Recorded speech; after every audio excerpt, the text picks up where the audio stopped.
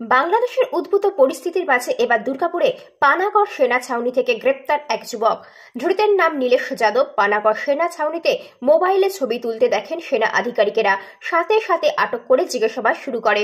সূত্রের খবর, ধৃতের কাছ থেকে 5টি মোবাইল উদ্ধার করে সেনা কর্তারা, যাতে বিভিন্ন ধরনের অ্যাপ দেখতে পাওয়া যায়। বিহারের বাঁকা জেলার বাসিন্দা নীলেশ যাদবকে দুর্গাপুর মহকুমা আদালতে তুলে 5 দিনের হেফাজতে নিয়েছে দুর্গাপুর বুধপুর থানার পুলিশ, এবং এর সাথে আর কাদের যোগাযোগ রয়েছে তা খতিয়ে দেখছে পুলিশ। ধৃত নীলেশ যাদব জানিয়েছে তিনি একটি বহুজাতিক মোবাইল সংস্থার কর্মী।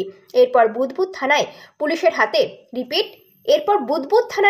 হাতে তাদের তুলে দেওয়া হয়। এরপর বুধপুর থানার পুলিশের হাতে তাকে তুলে দেওয়া হয়।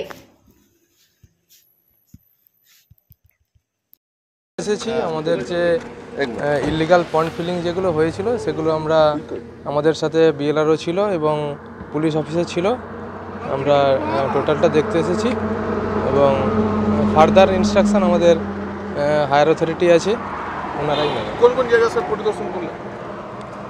আমরা আজকে ফরচুন পার্ক আর পলাশডিহি এই দুটোই আপাতত পরিদর্শন করা হলো। কি অভিযোগ রয়েছে এখানে? অভিযোগ বলতে যে আমাদের ইলিগাল পন্ড ফিলিংয়ের যে ম্যাটারগুলো সেগুলো আমরা দেখতে এসেছি। কতগুলো পাওয়া গেল? আমরা আপাতত 5টা প্লট নাম্বার আমরা আইডেন্টিফাই করলাম। আগামী দিনে কি করা হবে সেটা হায়ার অথরিটি ডিসিশন নেবে। কি নাম? আচ্ছা, আপনারা কাজ?